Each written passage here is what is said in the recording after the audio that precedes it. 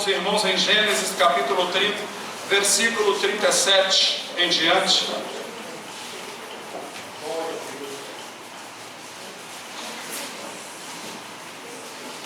Fogo não é barulho e pula-pula na igreja. Fogo é a palavra, irmãos. Aonde tem a palavra, os demônios se estremecem. Aonde o povo também, é claro, glorifica o Senhor, né? Ela é a verdade. Diz assim a palavra do Senhor: o fogo vai começar a queimar. Então tomou Jacó varas verdes de álamo, e de aveleira, e de castanheiro, e descascou nelas riscas brancas, descobrindo a brancura que nas varas havia. E pôs estas varas que tinha descascado em frente do rebanho, nos canos e nas pias de água, onde o rebanho vinha a beber. E conceberam vindo a beber, e concebia o rebanho diante das varas, e as ovelhas davam crias listradas, salpicadas, emalhadas. Então separou Jacó os cordeiros e pôs as faces do rebanho para os listrados, e todo o moreno entre o rebanho de Labão, e pôs o seu rebanho à parte, e não o pôs com o rebanho de Labão. E sucedia que cada vez que concebiam as ovelhas fortes, punha Jacó as varas diante dos olhos do rebanho nos canos, para que concebessem diante das varas. Mas quando enfraqueceu o rebanho, não as pôs. Assim as fracas eram de Labão, e as fortes de Jacó. E cresceu o varão em grande maneira, e teve muitos rebanhos, e servos, e camelos e jumentos. Amém, irmãos? Poder sentar. Vocês conhecem a história então, né? E Jacó foi enganado, né, por Labão, irmão de sua mãe. Mas Deus tinha um plano. Deus era com Jacó. A mão do Senhor estava sobre Jacó. Parece que parece que Jacó estava enganando a Labão, mas não estava. Foi o próprio Senhor que mostrou num sonho, né, para Jacó como ele iria tirar o seu sustento, o seu salário, que Labão mudou muitas vezes. E assim Deus o orientou, e Jacó tornou-se um homem rico. Aqui a palavra, ele teve servos e servas, né? Eram escravos mesmo. Naquela época era comum uma pessoa ser escravo, chamado de servos ou servas. E tinha os empregados também. Então a Bíblia diz que Jacó engrandeceu muito, né? Deus o abençoou e teve muitos rebanhos, porque a mão do Senhor era com ele, porque Deus estava no negócio, não é? Da listagem, Deus fez a promessa a Abraão, a Isaac e a Jacó.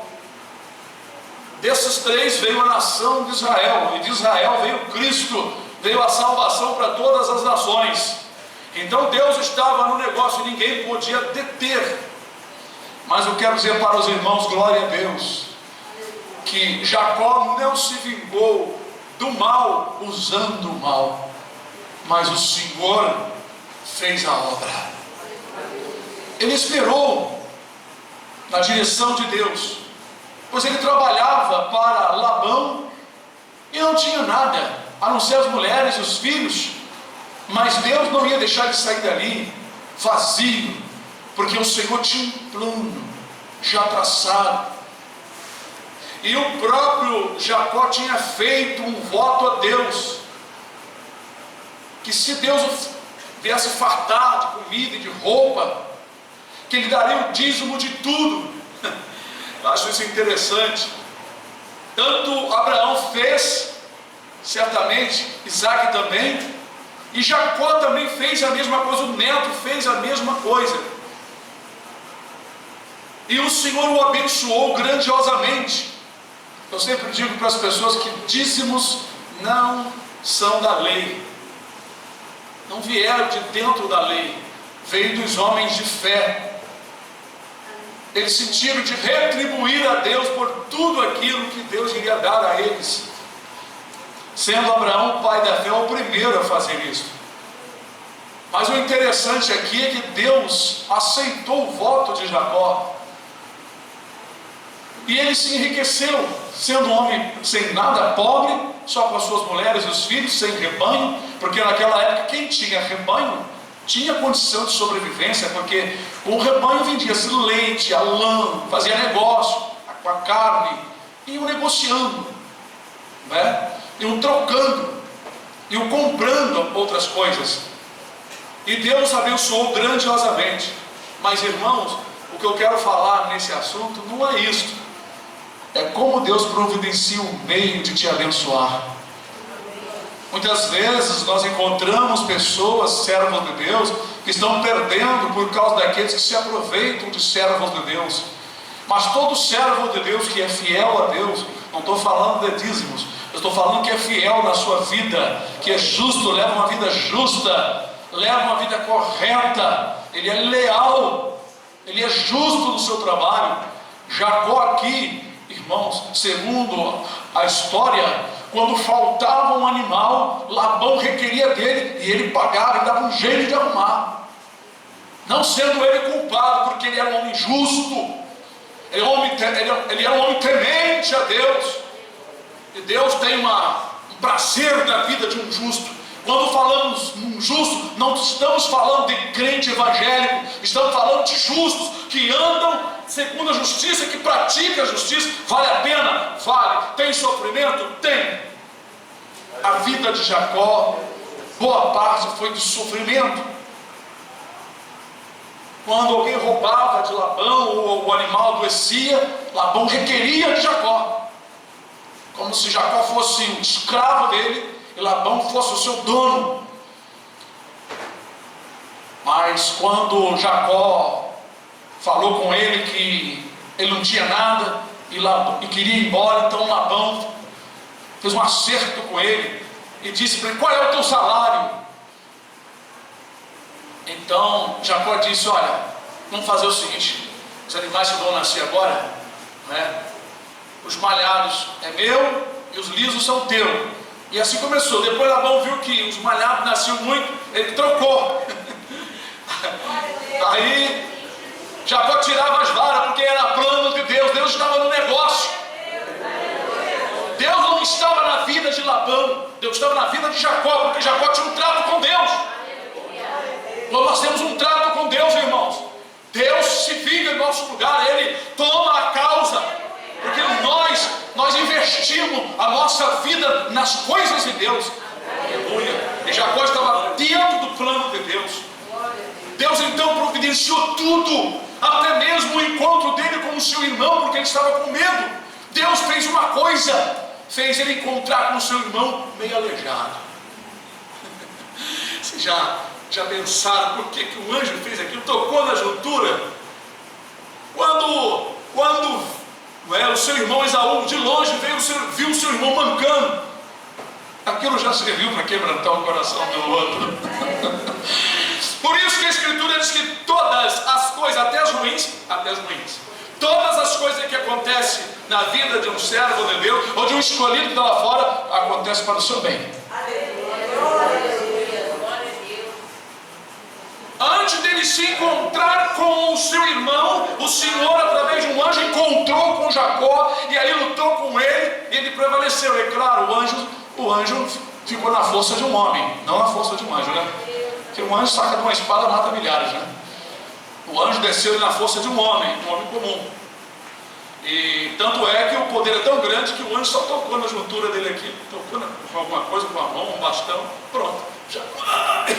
Pronto. Já não era mais aquele homem que andava bonitinho, já estava andando mancando. Olha como é que ele foi mancando ao encontro do seu irmão, hein? Mancando.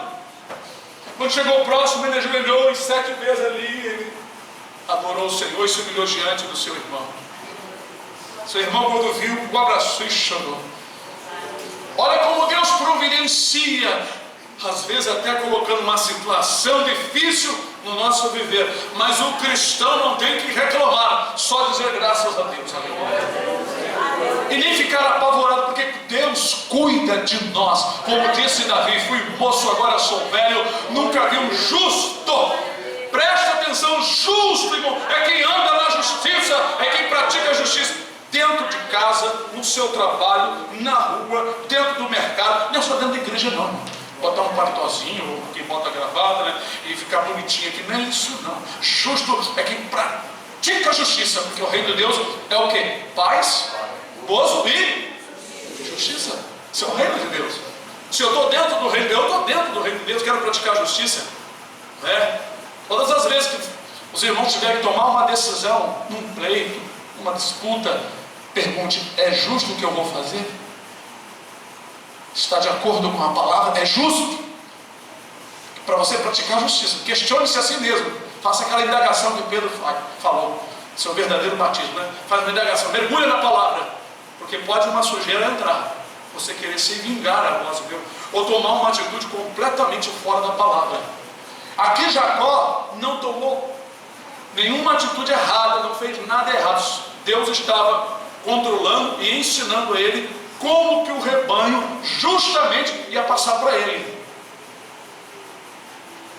No final os filhos, né, reclamaram que tudo que era do pai dele passou para... Não, foi feito um trato. Só que Deus abençoou, porque Labão estava usando, não é, de má intenção com Jacó. Mas o Senhor tinha um plano. O Senhor vê tudo, né, irmãos? Nada escapa. Ele está olhando. Se alguém está fazendo uma injustiça contigo, saiba de certo que no final Deus tem o melhor para nós. Até perdas que às vezes nós perdemos, né? Quanto tempo aqui Jacó perdeu? Mas a sua vida foi uma vida de riqueza. Teve muitos filhos. Dos filhos nasceram outros filhos e a coisa cresceu. E Jacó terminou seus dias farto de dia, e não na pobreza, em boas condições. Todo servo do Senhor que é justo, irmão, não termina a sua vida, né, assim, catando aí, pedindo esmola por aí, mas na presença do Senhor. A não ser que o justo passa um tempo fora da visão de com os irmãos, praticando o que não deve, aí se afunda, como diz lá no Salmo. Mas a vida de um justo é uma vida abençoada, porque Deus está no controle. O Senhor está no controle, principalmente quando um justo está dentro de um plano de Deus, está dentro de uma obra de Deus. Deus tem um plano. Irmãos, todo aquele que tem a missão de ensinar, levar a palavra, aconselhar, dar um bom testemunho de vida, ser bondoso, ser caridoso, ser simpático, ser educado com as pessoas, transmitindo Jesus no seu viver, todo aquele é abençoado pelo Senhor. O provérbio diz assim: viste um homem diligente na sua obra. Diligente é o mesmo que zeloso na sua obra. Viste, você já reparou, preste atenção num homem diligente ou numa mulher na sua obra. A nossa obra é aquela que Deus nos deu, dá um bom testemunho. O que é que eu devo fazer na obra de Deus? Dê um bom testemunho de vida. Eu queria ser evangelista. Dê um bom testemunho de vida. O obreiro tem que ser primeiramente provado durante um tempo servindo ao Senhor num testemunho de vida, diz a Bíblia. Tem que ser, primeira coisa exigente dos obreiros é ser provado no período em que serve a Deus. Ser provado nos combates, na luta, os problemas com os irmãos, em casa, no trabalho. Como é que você se comportou durante esse tempo, durante esse ano, para ser chamado de obreiro de Deus? Então, a primeira coisa que Deus quer é o testemunho de santificação. Dê bom testemunho de vida. Você vai luzir, vai fluir o brilho de Jesus para as pessoas te observarem, como foi cantado aqui pela minha esposa e minha filha. Não é necessário dizer que é crente, porque o mundo conhece. Quando o crente é verdadeiro e tem sua vida com Cristo em Deus. Jacó, irmãos, era um homem temente a Deus. Ele errou lá com a mãe dele, né? Pagou o preço, mas ele era um homem temente a Deus, porque ele teve realmente uma visão ali dos anjos que descia, né? Como é que ele chamou aquele lugar? Que quer dizer? casa de Deus. Então ali ele fez um voto ao Senhor, ungiu uma pedra com azeite, fez um voto ao Senhor. E ele com certeza cumpriu. Então, irmãos, Deus cuida de nós. Ele cuida. Nós não temos que agir. Agora, se o irmão ou irmã não anda praticando a justiça, tem que primeiro consertar a vida para Deus tomar a rédea nas mãos. É assim que Deus faz. Deus é justo, Ele é perfeito. Ele não tem negócio com um crente errado, não. Não é porque nós estamos numa igreja que agora Deus é obrigado a atender todos nós. Não, você tem que saber que você está numa igreja, você está fechado, você é membro de uma igreja, mas isso aí não ilude a Deus. Deus não vai pegar nenhum livrinho de igreja para ver o nome dos crentes. Ele conhece todos aqueles que estão ligados no seu Filho Jesus. O crente, quando está ligado em Jesus, não precisa, a ligação é automática, já está ligado no céu. Homens e mulheres que andam praticando justiça, Deus tem algo maravilhoso em suas vidas. Vale a pena ser justo? Vale. O mundo não gosta, nem Satanás, seus demônios e nem os ímpios, como diz a Escritura. Eles, de lá de fora, eles acham estranho. Eles acham muito estranho de você não correr com eles. Correr porque estão numa correria terrível para cair no abismo. De você não correr com ele no mesmo desenfreamento. Eles estão correndo e não tem freio, vão cair a qualquer hora no abismo. Eles acham estranho, por que nós não corremos com eles? Eles não entendem isso, mas nós entendemos. Então não temos que ficar tristes, porque se alguém lá de fora não nos aceita muito bem, o que importa é que sabemos que o nosso Deus nos aprova. Eu não quero ser aprovado, irmão, por mídia, por atores, por doutor, por polícia, por ninguém, nem pelos bandidos. Eu quero ser aprovado por Deus e ter a minha consciência limpa de que eu estou agradando ao Senhor, eu estou em conformidade à palavra. Faça sempre um exame, faça sempre um exame. Como é que eu estou? Eu já disse muitas coisas para vocês, eu me preocupo com tudo. A Bíblia diz, né, bendiz, ó minha alma, ao Senhor. Bendiz, ó minha alma, ao Senhor. Não te esqueça de nenhum dos seus benefícios. Bendiz, ó minha alma, ao Senhor. E tudo que está em mim, bendiga o seu santo nome. Tudo. Minhas mãos, meus cabelos, minha roupa, minha casa, meu carro, meu falar, meu escutar, tudo tem que testificar de Deus. Aí você começa a questionar: seu cabelo testifica de Deus? Seu falar testifica de Deus? Seu pensar, seu vestir, o seu lidar com as pessoas de fora testifica de Deus? Imagina a pessoa parar de repente na conversa e falar assim: peraí, vocês são crentes? Somos. Logo ouvi. Porque o indivíduo falava um monte de palavrão e nós não falávamos palavrão nenhum. Então, isso é testificar de Deus através da conversa pura, sem brincadeira, sem gírias, limpa, conversa limpa. Esse assunto, né, que às vezes sai por aí na mídia, na televisão, um monte de slogan dos ímpios, os cristãos não devem estar repetindo, por achar engraçado, não devem repetir. A sua linguagem tem que ser sã e irrepreensível, para que o poder de Deus se manifeste nas tuas palavras. Porque se as tuas palavras estiverem misturadas com gíria, e cara para lá, e cara para cá, e um monte de coisas, sabe? Então a unção não será a mesma.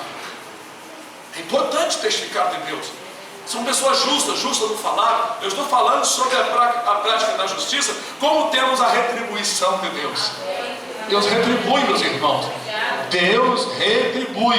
E outra coisa, Ele nos leva para setores de maior responsabilidade por causa da nossa conduta. Por isso está escrito em Provérbio: vê-se um homem diligente na sua obra, não será posto com os de baixa sorte, mas com os reis. Falamos isso outro dia. Eu sempre lembro isso a vocês, porque o nosso Deus, irmãos, Ele não dorme.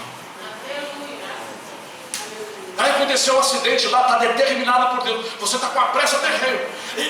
Acabou, fura o pneu. Fica quieto, glorifica o Senhor. Porque Deus não quer que você se envolva no acidente, nem que você seja testemunha, nem de nada. Então glorifica o Senhor, porque tu não sabes o poder de Deus. Lá em Isaías 43 diz: eu dei o Egito em teu lugar e te salvei. Olha que coisa maravilhosa. Deus entregou os egípcios e salvou os hebreus. É isso que Ele faz. Ele bota um ímpio no teu lugar e tira você. como um irmão, que o outro amigo dele de setor de trabalho, de vigia, pediu para trocar com ele, ele trocou.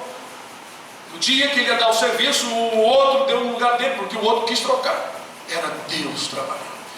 Naquele dia alguém iria roubar lá, e uma pessoa com uma barra de ferro matou o outro vigia na cabeça. Foi por trás e matou. Para roubar não sei o quê. Matou porque a pancada foi grande e a pessoa morreu. Quem iria morrer era o servo do Senhor. Bom, não ia morrer porque não estava no plano de Deus e Deus o salvou. Colocou o outro no lugar dele. Deus conhece o andar do justo, a vida do justo. Irmão, temos que ser justos dentro da nossa casa, principalmente. Jacó foi justo com suas mulheres, ele foi justo, ele não quis casar com duas mulheres. Foi o Labão que fez aquilo. Ele já estava afeiçoado à mais nova, mas o Labão espertamente, muito esperto, querendo que ele ficasse mais anos ali, não é? De noite, disfarçadamente, colocou a Leia, ao invés de colocar a Raquel. E de manhã, quando ele viu que era Leia, ele ficou furioso, mas ia fazer o quê? Aí teve que passar mais um tempo lá, mais 7 anos, para casar com a Raquel. Só que uma semana, ele ficou com a Leia, ele possuiu a Raquel. Em tudo que houve, Deus abençoou, porque dessas duas mulheres, mais as duas concubinas escravas, né, veio toda aquela nação de Israel. Deus estava controlando tudo. Até os erros que houve naquela época, Deus estava controlando. Só aconteceu porque o Senhor tinha um plano. Então, irmãos, eu quero enfatizar nessa noite é que Deus cuida dos justos. Se o irmão, a irmã pratica a justiça, com certeza absoluta, Deus cuida de você. Amém, amados? O Espírito de Deus venha sair daqui falando do teu coração. Ele cuida mesmo, irmãos. Quando eu dormir no volante, indo para